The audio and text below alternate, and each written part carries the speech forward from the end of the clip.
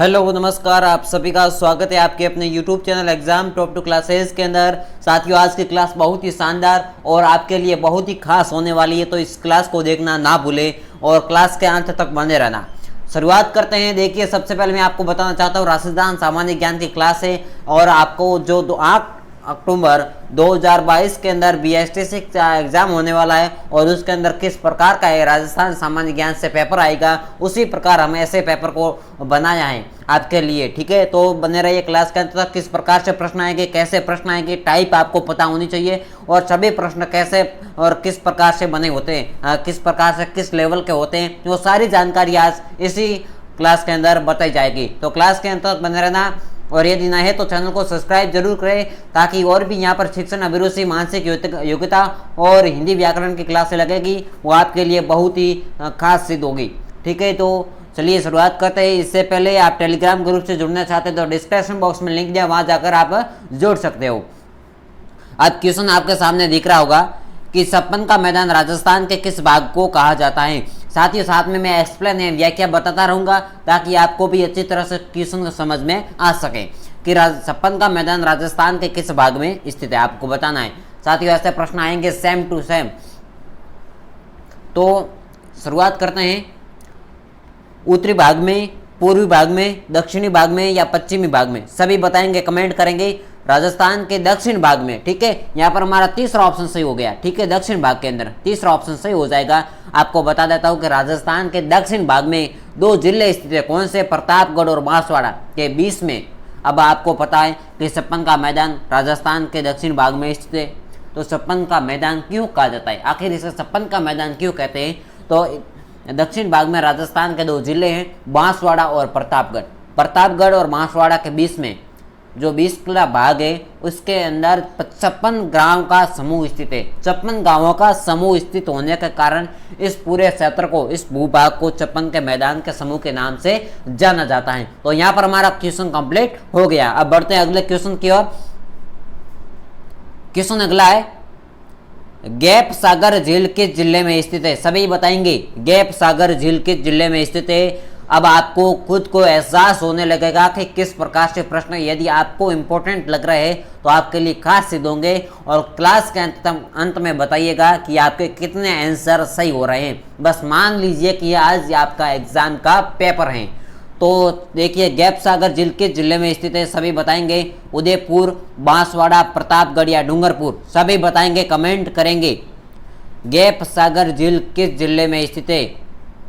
तो यहाँ पर हमारा साथियों सही हो जाएगा डूंगरपुर। ठीक है, डूंगरपुर सही हो जाएगा। और इसका निर्माण किसने करवाया था? तो इसका साथियों निर्माण करवाया था महारावल गोपीनाथ द्वारा करवाया गया था। ठीक है, इसी प्रकार से अगला क्वेश्चन क्या है साथियों, वर्ष 2011 की जनगणना के अंतिम आंकड़ों के अनुसार राजस्थान की कुल जनसंख्या है। क्वेश्चन को नोट करते रहना, साथ में आंसर भी।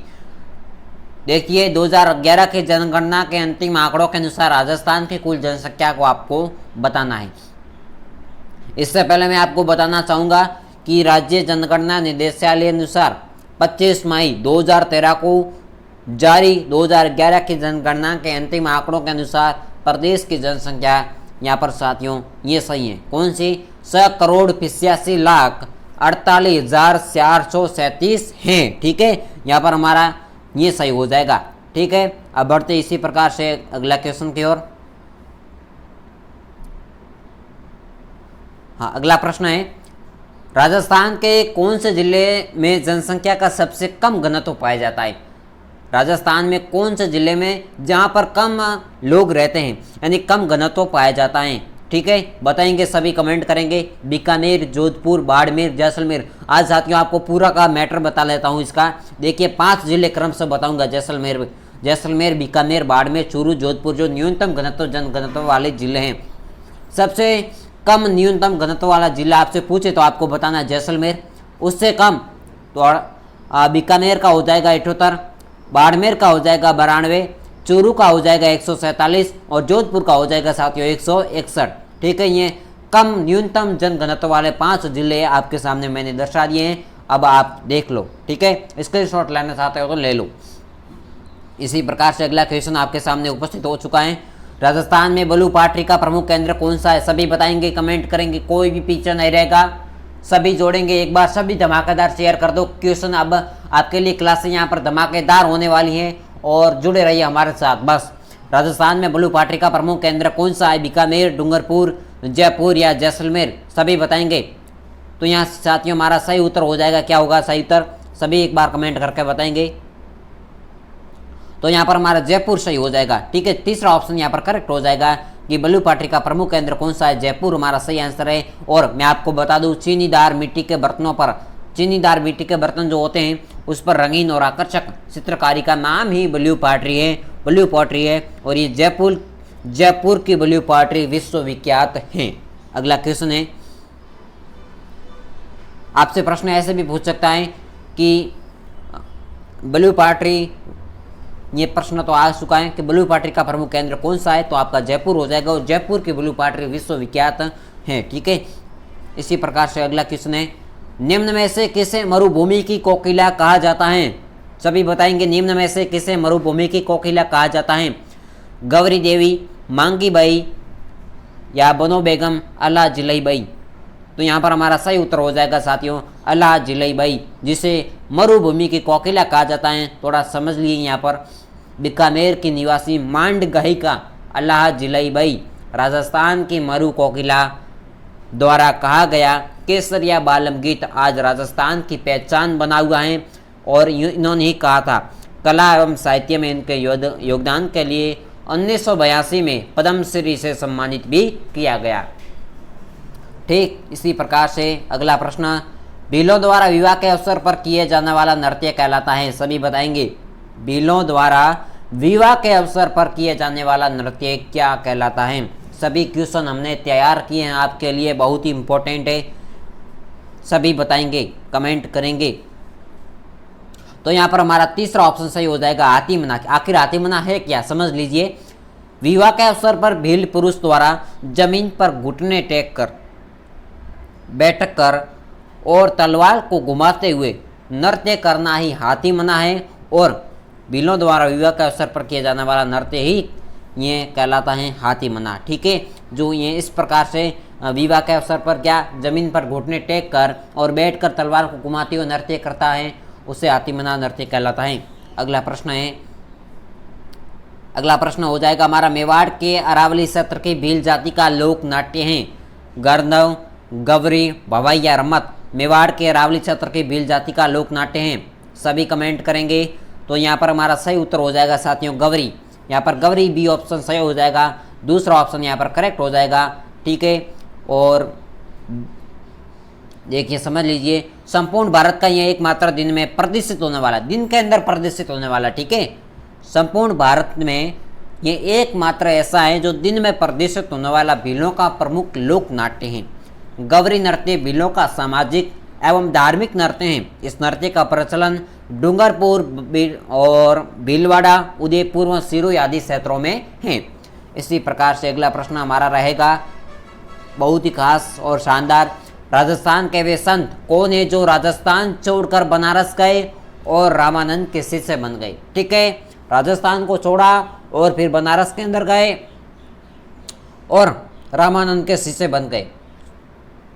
रैदास, जाम्बोजी, दादू दयाल या धना। तो यहाँ पर हमारा सही हो जाएगा चौथा ऑप्शन, और चौथा ऑप्शन पसंद वाले के सही उत्तर हो जाएगा धना। ठीक है, तो जाट परिवार में जन्मे धना रामानंद के शिष्य थे जो राजस्थान छोड़कर बनारस गए थे। तो यहाँ पर हमारा ऑप्शन नंबर चौथा सही हो जाएगा, जो राजस्थान छोड़कर बनारस गए और फिर रामानंद के शिष्य बन गए। अगला प्रश्न बहुत ही शानदार, और अगला प्रश्न रहेगा साथियों,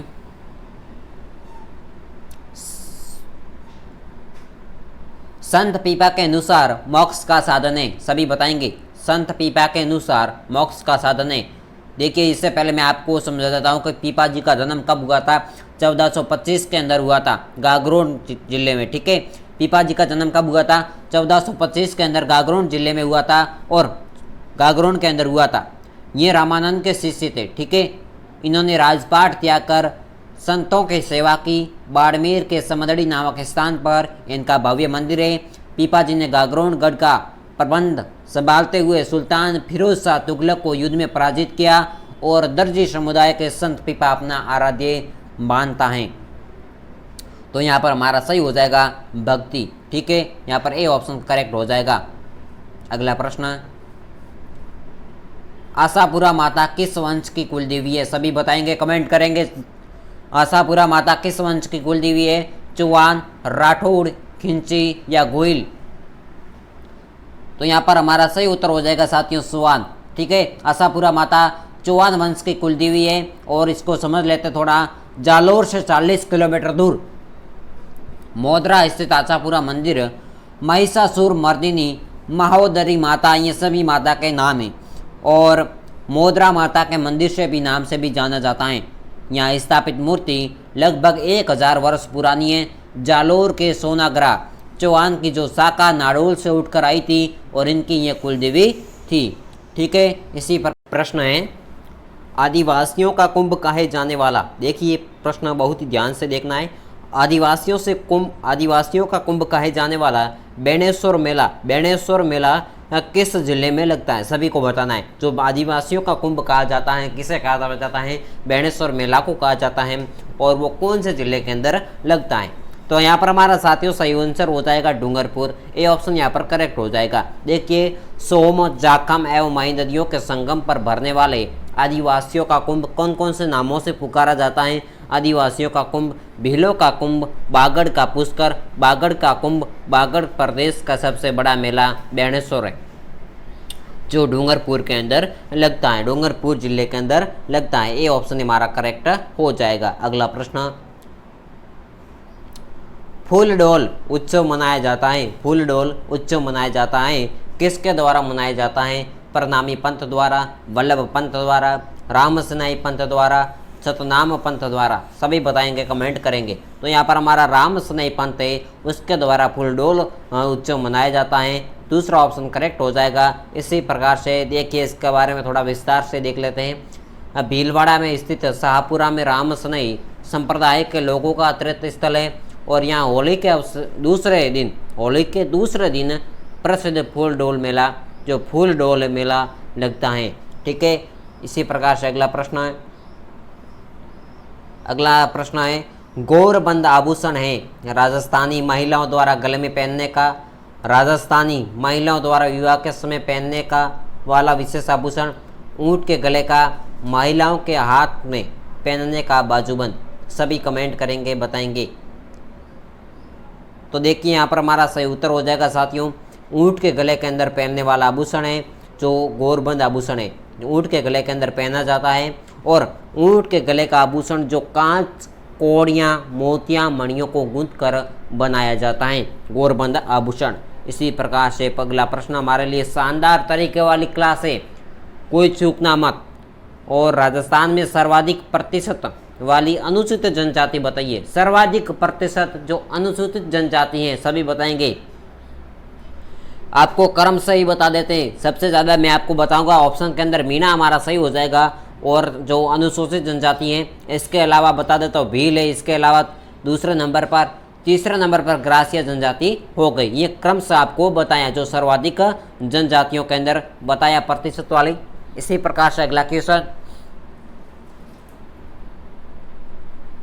अगला प्रश्न हमारे लिए है, हाँ, इतिहास प्रसिद्ध सिवाना दुर्ग किस जिले में स्थित है? इतिहास का जो प्रसिद्ध सिवाना दुर्ग किस जिले के अंदर स्थित है? सिवाना किला किस जिले के अंदर स्थित है? बाड़मेर, जोधपुर, डूंगरपुर या जयपुर? तो यहाँ पर हमारा सही उत्तर हो जाएगा साथियों, क्या रहेगा? बाड़मेर के अंदर स्थित है।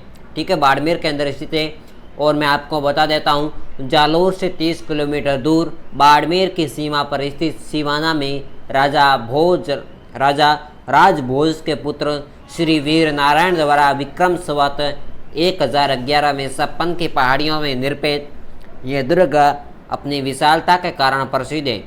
अपने दुर्भेद्य स्वरूप के कारण सिवाना का दुर्ग संकट काल में मारवाड़ के राजाओं की शरण स्थली रहा है। इसी प्रकार से यदि आपसे पूछे कि इतिहास प्रसिद्ध सिवाना दुर्ग किस जिले में स्थित है, तो आपको बताना बाड़मेर। ठीक है, अगला प्रश्न है, जोधपुर के निकट ओसिया मंदिरों का समूह किसकी देन है? सभी बताएंगे। जोधपुर के निकट ओसिया मंदिरों का समूह किसकी देन है? राठौड़, गहलोत, चौहान या प्रतिहार? तो यहाँ पर हमारा सही हो जाएगा साथियों प्रतिहार। ठीक है, चौथा ऑप्शन यहाँ पर करेक्ट हो जाएगा। चौथा ऑप्शन प्रतिहार करेक्ट हो जाएगा, जो क्या जोधपुर के निकट ओसिया मंदिर में प्रतिहारों की देन है। ठीक है, और यहाँ पर आपको बता देता हूँ कि जोधपुर से लगभग कितने किलोमीटर, 65 किलोमीटर दूर फलोदी मार्ग पर स्थित ओसिया में श्वेतांबर जैन मंदिर, ओसवाल समाज की कुलदेवी चचिका माता का मंदिर तथा सूर्य मंदिर के अलावा यहाँ कुल 16 मंदिर हैं, जिनका निर्माण 7वीं और 10वीं शताब्दी के मध्य प्रतिहारों द्वारा करवाया गया था। इसी प्रकार से अगला प्रश्न है, जोधपुर में प्राचीन राजाओं की छत्रियां एवं उद्यान के लिए प्रसिद्ध स्थान का नाम बताइए। जोधपुर में प्राचीन राजाओं की छत्रियां एवं उद्यान के लिए प्रसिद्ध स्थान का नाम बताएंगे। सभी कमेंट करेंगे। मंडूर, जसवंतड़ा, ओसिया या लूनी? तो यहाँ पर हमारा सही उत्तर हो जाएगा साथियों मंडूर। ठीक है, यहाँ पर मंडूर सही हो जाएगा। प्रसिद्ध स्थान का नाम है जोधपुर राज परिवार की छत्रियां मंडूर में स्थित है। ठीक है, अगला प्रश्न है, अगला प्रश्न रहेगा, राजस्थानी विचारधारा की चित्रकला का आरंभिक मुख्य केंद्र था, वो आपको बताना है। जो राजस्थानी विचारधारा का जो चित्रकला के अंदर आरंभिक मुख्य केंद्र था, तो कौन सा था? सभी बताएंगे। यहाँ पर हमारा बूंदी, तीसरा ऑप्शन सही हो रहा है। तीसरा ऑप्शन बूंदी यहाँ पर करेक्ट हो रहा है। ठीक है, बूंदी करेक्ट हो रहा है। जो राजस्थानी विचारधारा की चित्रकला का आरंभिक केंद्र बूंदी था। ठीक है, और चित्रकला का आरंभिक मुख्य केंद्र बूंदी था, और प्राकृतिक सौंदर्य पर आधारित बूंदी शैली में पशु पक्षियों के चित्रण को प्रधानता प्रदान की गई है। ठीक है, यहाँ पर हमारा तीसरा ऑप्शन करेक्ट हो जाएगा। अगला प्रश्न है, राजस्थान की बोली एवं क्षेत्र के संबंध को ध्यान में रखते हुए निम्नलिखित में से गलत युग्म को पहचानिए। बहुत ही बढ़िया प्रश्न, और ऐसे प्रश्न एग्जाम के अंदर आते हैं। जिस प्रकार से एग्जाम के अंदर प्रश्न आएंगे उसी टाइप के हम यहाँ पर क्वेश्चन लेके आए, ताकि आपको भी प्रैक्टिस हो सके, आपको पता चल सके और तैयारी को और भी मजबूत बना सके। राजस्थान की बोली एवं क्षेत्र के संबंध को ध्यान में रखते हुए निम्नलिखित में से गलत युग्म को पहचानना है। आपको गलत युग्म को पहचानना है। टोक, ढूंढाड़ी, सबसे पहले अगला जिला दिया हुआ है, स्थान दिया हुआ है, फिर दी हुई है बोली। तो टोक, ढूंढाड़ी, पाली, बागड़ी, बारा, हाड़ौती, करौली, मेवाती। देखिए यहाँ पर साथियों, जो बागड़ी बोली है वो डूंगरपुर और बांसवाड़ा जिलों में बोली जाती है, बल्कि पाली में नहीं। तो यहाँ पर हमारा दूसरा जो असंगत है, जो गलत युग्म है, वो पाली है। दूसरा ऑप्शन सही हो जाएगा यहाँ पर, पाली, बागड़ी। बाकी सभी सही हैं। टोक, ढूंढाड़ी बोली जाती है, बारा के अंदर हाड़ौती, करौली के अंदर मेवाती, लेकिन पाली के अंदर बागड़ी नहीं, बल्कि ये बागड़ी है, बागड़ी बोली है। यह बागड़ी बोली है डूंगरपुर और बांसवाड़ा जिलों में बोली जाने वाली। इस बोली को भीली या भीलों की बोली भी कहा जाता है। अगला प्रश्न है, ओह इतना बड़ा प्रश्न, बहुत लंबा प्रश्न है, लेकिन इनका आंसर बहुत ही आसान है। वैली किशन रुकमणिरी और चंद्रराव जैतसिरो, इन दो में डिंगल में लिखी गई पुस्तकों को संपादित करने तथा वचनिका राठौड़ रतन महेश दासोत्री खेड़िया जगाहरी कई को प्रथम बार प्रकाश में लाने का श्रेय है। क्वेश्चन को ध्यान से समझे।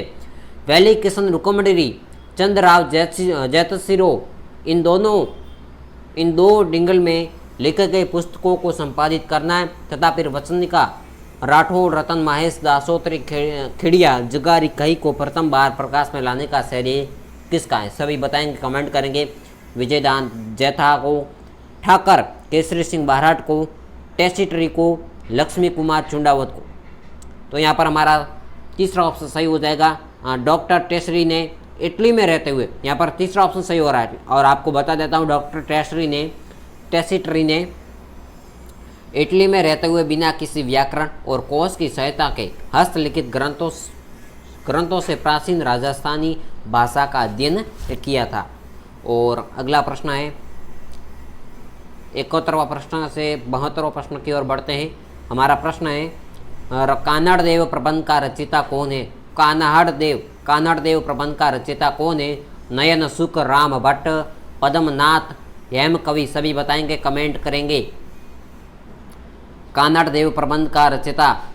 तो यहाँ पर हमारा तीसरा ऑप्शन सही हो रहा है, पद्मनाथ है कानड़ देव प्रबंध के रचयिता।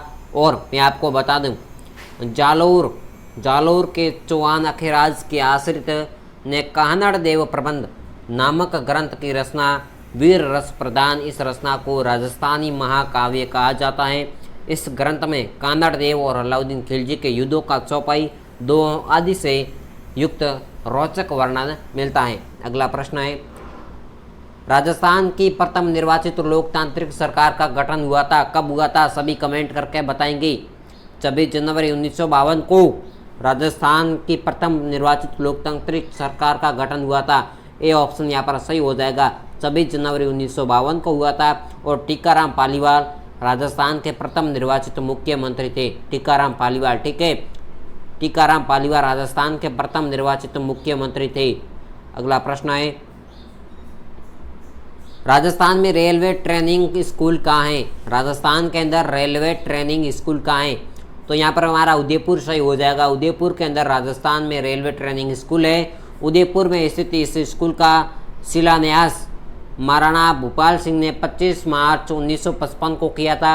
ये पश्चिम रेलवे के कर्मचारियों के अलावा अखिल भारतीय स्तर के कर्मचारियों एवं विदेशी कर्मचारियों को भी प्रशिक्षण देती हैं। यहाँ भारत का सबसे बड़ा रेलवे मॉडल कक्ष स्थित है। अगला प्रश्न है, राजस्थान का प्रवेश द्वार किसे कहते हैं? भरतपुर, डूंगरपुर, अलवर, श्रीगंगानगर। सभी बताएंगे राजस्थान का प्रवेश द्वार किसे कहते हैं, सभी कमेंट करेंगे। तो यहाँ पर हमारा सही उत्तर हो जाएगा साथियों, राजस्थान का प्रवेश द्वार भरतपुर को कहते हैं और राजस्थान का सिंह द्वार अलवर को कहते हैं। तो यहाँ पर 2 क्वेश्चन कंप्लीट हो गए, ठीक है। तो आज इसी के साथ क्लास को समाप्त करते हैं, मिलते हैं कोई नेक्स्ट क्लास में। तब तक हमारे साथ बने रहिए और साथियों इस क्लास को बहुत ज़्यादा शेयर करना है आप सभी दोस्तों को, ताकि वो भी देख सकें।